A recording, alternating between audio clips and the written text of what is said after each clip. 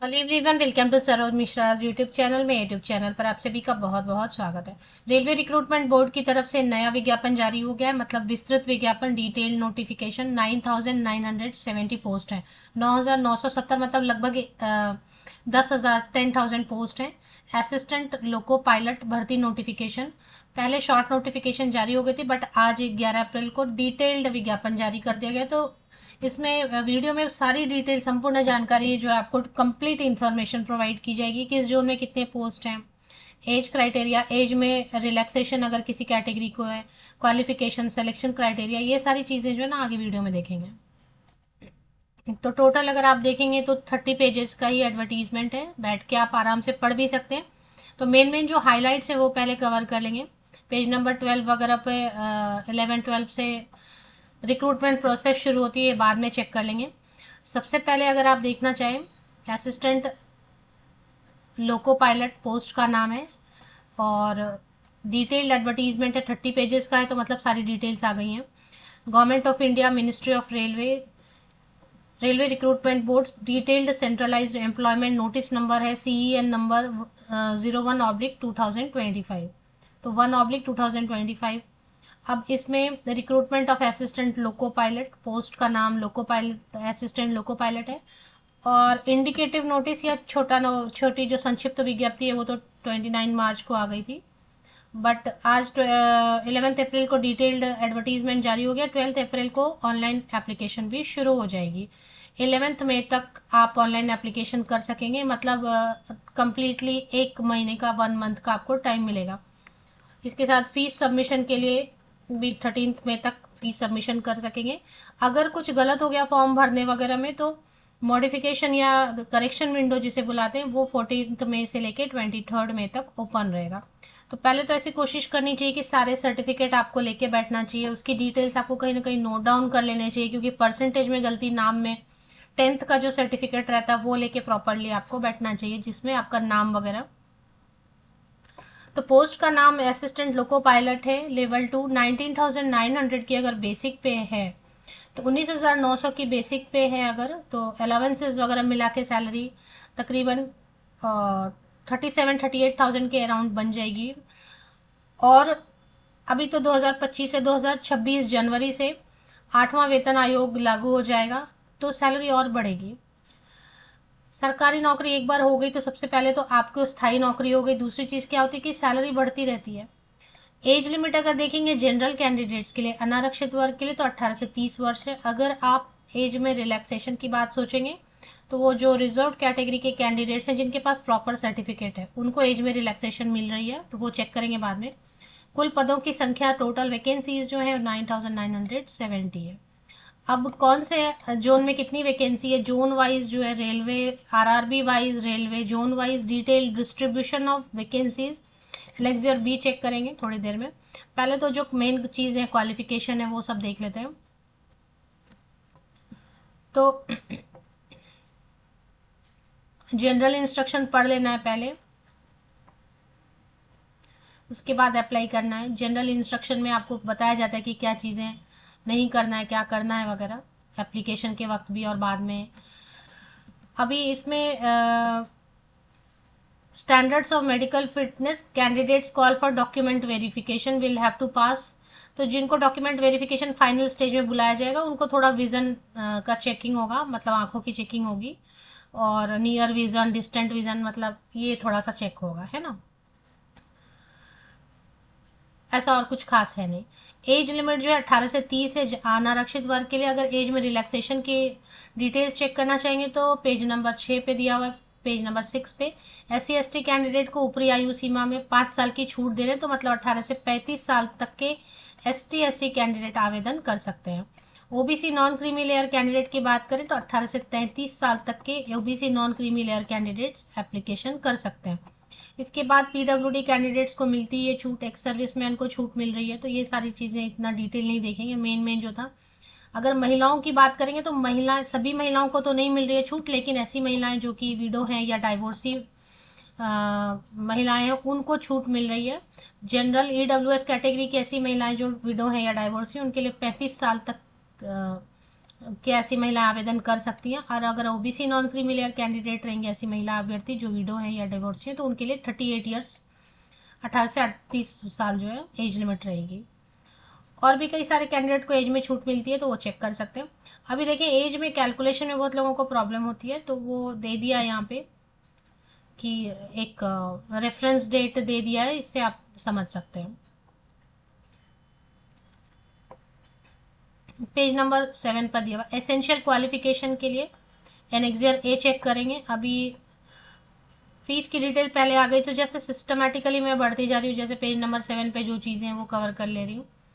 For all candidates out of this fee 500, तो 500 rupees अभी फिलहाल फीस है, जो कि जनरल EWS OBC कैंडिडेट्स के लिए रहेगा। और ये 500 रुपीज़ में 400 आपको रिफंड कर देंगे जैसे ही आप फर्स्ट स्टेज CBT में अपियर हो जाते हैं, एग्जाम में अपियर हो जाते हैं, पहला स्टेज जो है CBT का। तो 500 में 400 रुपये आपको वापस मिल जाएंगे, मतलब फाइनली आपको 100 रुपये ही लगे। और जो SC ST एक सर्विसमैन जितनी भी महिलाएं हैं, किसी भी कैटेगरी के हों, चाहे ट्रांसजेंडर हैं, इकोनॉमिकली बैकवर्ड क्लास कैंडिडेट्स हैं, इन सब के लिए 250 रुपीज़ फीस है। और पूरा का पूरा जो है ना, टोटल फीस जो है ना, रिफंड हो जाएगा इनको फर्स्ट स्टेज CBT एग्जाम जैसे ही आप अपियर होते हैं। मतलब आपके लिए फीस 0 हो जाएगी, लेकिन पहले तो आपको फीस अभी पे करनी होगी, ऑनलाइन पेमेंट करनी होती है। वो तो आपको जब ऑनलाइन एप्लीकेशन करेंगे तो उसी समय आपको जो है ना इसका आ जाएगा डिटेल, कैसे पे करना है वगैरह। अभी सबसे पहले देखेंगे कि क्वालिफिकेशन की डिटेल क्या है, सिलेक्शन क्राइटेरिया क्या है, एज की क्राइटेरिया आपने समझ ली होगी। एज में रिक्रूटमेंट प्रोसेस आ गया पहले, तो रिक्रूटमेंट प्रोसेस देखेंगे, पहले क्वालिफिकेशन देखेंगे। रिक्रूटमेंट प्रोसेस 11 पेज नंबर 11 पर दिया हो, ये वापस आएंगे, पर क्वालिफिकेशन पहले चेक करेंगे।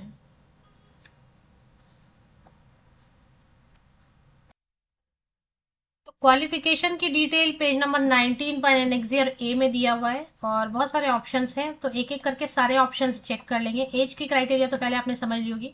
तो असिस्टेंट लोको पायलट के लिए मैट्रिक अगर 10th आपने पास किया हुआ है, परसेंटेज का प्रॉब्लम तो नहीं है, कोई भी प्रतिशत अंक हो, 10th पास किया हुआ है, अगर 10वीं पास किया हुआ है, और साथ में ITI किया हुआ है, NCVT या SCVT किसी भी इसमें रिकॉग्नाइज इंस्टीट्यूशन से। और ट्रेड रहेगा फिटर का, इलेक्ट्रिशियन का, इंस्ट्रूमेंट का, mechanic, mill rate maintenance, mechanic radio TV electronics mechanic, mechanic motor vehicle wireman, tractor mechanic, armature, coil vendor, mechanic diesel, heat engine, Turner, machinist, refrigeration and air conditioning mechanic. इनमें से किसी भी एक में 10वीं के बाद अगर आपने ITI किया हुआ है किसी भी ट्रेड में, जितने ट्रेड बताए, तो आप एलिजिबल हैं क्वालिफिकेशन के हिसाब से।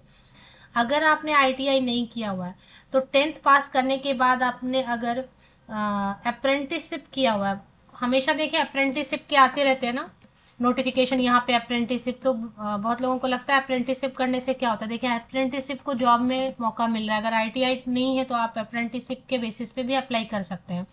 तो अप्रेंटिसशिप कौन से ट्रेड्स में, जितने ट्रेड ऊपर बताए ना अभी जस्ट मैंने, अगर नहीं सुना आप तो वीडियो को बैक कर लें, उसमें से किसी भी एक ट्रेड में अगर 10वीं पास करने के बाद आपने अप्रेंटिसशिप किया हुआ है तो वो भी चलेगा। अगर ये भी नहीं है, अप्रेंटिसशिप भी नहीं है, तो फिर 3 साल वाला, अगर 10th के बाद आपने 3 साल वाला डिप्लोमा इंजीनियरिंग किया हुआ मैकेनिकल में, या फिर इलेक्ट्रिकल में, इलेक्ट्रॉनिक्स में, या फिर ऑटोमोबाइल इंजीनियरिंग में, या फिर इन सब में से कॉम्बिनेशन में किया हुआ है आपने, तो भी आप अप्लाई कर सकते हैं। तो मतलब ITI वाले अप्लाई कर सकते हैं, अप्रेंटिसशिप वाले अप्लाई कर सकते हैं, डिप्लोमा इंजीनियर्स भी अप्लाई कर सकते हैं, लेकिन 10वीं के बाद। अब जो जोन वाइज वैकेंसीज देखने को मिल रही है वो आप देख सकते हैं यहाँ पर। टोटल जो अहमदाबाद में है, कैटेगरी वाइज भी दिया हुआ अनारक्षित, SC ST OBC, तो अहमदाबाद में 497 सीट्स हैं, अजमेर में 679 है, इलाहाबाद में 141, और इसमें अब दो है ना NWR और WCR करके, क्योंकि इसमें RRB वाइज भी है और जोन वाइज भी है ना, तो जोन में भी बटा हुआ है और RRB वाइज भी बटा हुआ है। तो आप अगर खुद से चेक करना चाहें तो इसमें चेक कर सकते हैं। सबसे ज़्यादा अगर मैं आपको अभी बताऊं तो सबसे ज़्यादा भुवनेश्वर में दिखाई दे रहा है, ECR में 928, इतनी दूर में 928 के बाद सबसे ज़्यादा अजमेर में ही दिखाई दे रहा है। इसमें 2 जोन है, NWR और WCR, 679 एंड 141, इतनी वैकेंसीज है। बाकी भी वैकेंसीज ठीक है, लेकिन सबसे ज़्यादा फिलहाल तक में भुवनेश्वर में है, ECR में। इसके बाद सब में 400-500 वैकेंसीज है। फिर से 900 वैकेंसीज अराउंड आपको सिकंदराबाद में है। SCR एंड ECOR 2 जोन है, इसमें 967 एंड 533, तो यहाँ पे फिर से अच्छी खासी वैकेंसी आपको देखने को मिल रही है। झारखंड में रांची में भी बहुत वैकेंसी है, 578 एंड 635।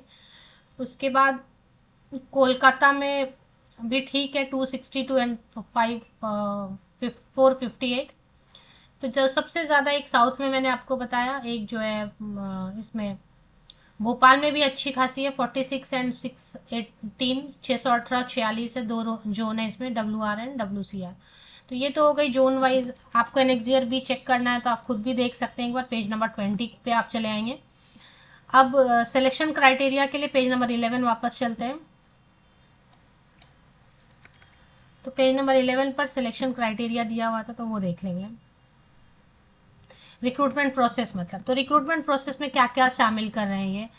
तो रिक्रूटमेंट प्रोसेस में यहाँ पे लिखा है CBT 1 होगा, ये सिर्फ शॉर्टलिस्टिंग के लिए CBT 1। इसमें शॉर्टलिस्ट जो होंगे वो फिर सेकेंड स्टेज CBT 2 में जाएंगे, और एक कंप्यूटर बेस्ड एप्टीट्यूड टेस्ट होगा, डॉक्यूमेंट वेरिफिकेशन होगा, और एक आई साइट का मेडिकल एग्जामिनेशन होगा, क्योंकि जॉब ऐसा असिस्टेंट लोको पायलट की आंखों का टेस्ट होगा। ठीक है, तो आपको ये जो CBT 1 है ये क्वालिफाइंग रहेगा नेचर में। अभी एक एक करके समझेंगे कि CBT 1 में क्या पूछने वाले हैं। CBT 1 में फीस की डिटेल भी मैंने कवर कर दी है। CBT 1 स्क्रीनिंग एग्जाम रहेगा और शॉर्टलिस्टिंग के लिए रहेगा। इसमें पूछने क्या वाले हैं, 60 मिनट्स का टाइम देंगे, 1 आवर का। 75 क्वेश्चंस रहेंगे, 75 मार्क्स के, मतलब 1 marks each. Negative marking yes रहेगी, 1/3 मार्क्स कट हो जाएंगे अगर रॉन्ग आंसर आप करते हैं, तो 1/3 मार्क्स कट जाएंगे, मतलब 3 गलत आंसर, 3 रॉन्ग आंसर्स पे 1 मार्क कट जाएंगे। और नॉर्मलाइजेशन तो होता ही, अलग अलग शिफ्ट में होंगे तो नॉर्मलाइजेशन होता है। इन्होंने पासिंग, मिनिमम पासिंग मार्क्स रखा हुआ है। अगर जनरल EWS है तो 40% लाना होगा आपको, तो 75 मार्क्स में 40% लाना होगा। और बाकी सबके लिए भी दिया, SC कैंडिडेट के लिए 30% लाना होगा, ST कैंडिडेट के लिए 25% लाना होगा, इस तरीके से। मतलब 30 मार्क्स लाना होगा अगर जनरल है तो 30 मार्क्स, 40% मतलब क्या हो गया है ना, हाफ से भी कम। तो पासिंग के लिए जनरल को CBT 1 में 30 मार्क्स लाने होगा, नेगेटिव मार्किंग रहेगी। इसका सिलेबस मैथमेटिक्स रहता है नॉर्मल, जो अपना HCF है, LCM है, मतलब प्रतिशत है, लघुत्तम समापवर्त्य है, अधिकतम समापवर्त्य है, रेशियो प्रोपोर्शन अनुपात है, हिंदी में बोल रही हूँ, इंग्लिश में भी आप देख लें, टाइम एंड वर्क है, समय दूरी रहता है, ये सब रहेगा। मेंटल एबिलिटी के क्वेश्चंस रहते हैं इसमें, रिलेशनशिप के क्वेश्चन, वेन डायग्राम रहता है, डेटा एंटर, स्टैटिस्टिक्स थोड़ा सा है ना। जनरल साइंस रहेगा जिसमें कि 10th तक का फिजिक्स, केमिस्ट्री, लाइफ साइंस आपने NCERT से पढ़ लिया, तो जनरल अवेयरनेस तो करंट अफेयर वगैरह, इसके तो अलग से बुक आती है तो ये भी पढ़ लेंगे। चलिए, सेकेंड स्टेज CBT 2 में क्या पूछने वाले हैं। अभी जो शॉर्टलिस्टिंग होगी CBT 2 के लिए, वो RRB वाइज होगी, कम्युनिटी वाइज होगी, जोन वाइज होगी। अब इसमें क्या क्या पूछने वाले, CBT 2 में पार्ट A भी रहेगा और पार्ट B भी रहेगा। टोटल ड्यूरेशन 2 आवर्स 30 मिनट्स रहेगा। टोटल क्वेश्चन 175 रहेगा। पार्ट A में 90 मिनट्स रहेंगे, 100 क्वेश्चंस रहेंगे, और पार्ट B में 60 मिनट्स रहेगा, 75 क्वेश्चंस रहेगा। 1/3 मार्क्स जो है नेगेटिव मार्किंग रहेगी, 1/3 मार्क्स कट हो जाएंगे आपके, 1/3 मार्क्स कट हो जाएगा, और 3 गलत आंसर्स पे 1 मार्क्स कट होगा मतलब। और नॉर्मलाइजेशन तो होता ही है, अलग अलग शिफ्ट में एग्जाम होते हैं अलग अलग सेंटर्स पे, तो नॉर्मलाइजेशन होता ही है। अब इसमें भी पासिंग रखा है इन्होंने। पार्ट ए का सिलेबस क्या रखा है इन्होंने, maths, general intelligence, reasoning, bio, basic science, engineering, ये सब रहेगा। ठीक है ना। तो नॉर्मल जो अपना है, ज्योमेट्री, बॉड मास, जो 10th तक का मैथ्स है वही है। अब पार्ट बी में क्या पूछने वाले, सब मल्टीपल चॉइस क्वेश्चन ही रहेंगे। Part B is qualifying test. Part B जो है इसमें सिर्फ क्वालिफाई करना है, 35% मार्क्स रखा है सभी कैंडिडेट के लिए, इतना ले आएंगे तो आप क्वालिफाई कर जाएंगे बस। पार्ट बी जो है इसका, उसमें क्या पूछने वाले हैं, पार्ट बी में जो ट्रेड रहेगा ना, उस ट्रेड से क्वेश्चन पूछेंगे, है ना। ट्रेड रहेगा वो ऑप्शन में रहेगा ना, क्योंकि सबका ट्रेड अलग अलग है। तो उसके बाद होगा candidates equal to 8 times the number of ALP vacancies for each notified. जिस कैटेगरी में या जिस जोन में जितनी वैकेंसी है उसका 8 गुना कैंडिडेट जो है शॉर्टलिस्ट होंगे, और उनको CBAT के लिए बुलाया जाएगा, कंप्यूटर बेस्ड एप्टीट्यूड टेस्ट के लिए। और उसके बाद विजन टेस्ट वगैरह होगा। तो बेसिकली यही है, डॉक्यूमेंट वेरिफिकेशन होता है। तो आपको ये एडवर्टीजमेंट की लिंक मैं दे देती हूँ, प्रोवाइड कर देती हूँ वीडियो के डिस्क्रिप्शन बॉक्स में। बेसिकली मैंने बहुत सारी चीज़ें कवर कर दी। इसके बाद ऑनलाइन एप्लीकेशन पोर्टल शुरू हो जाएगी। तो हाउ टू अप्लाई पे तो ऐसे भी काफ़ी वीडियोस बनेंगे, इस पे भी काफ़ी वीडियोस बन चुके हैं ऑलरेडी। परमानेंट नौकरी है, भारत सरकार की नौकरी है।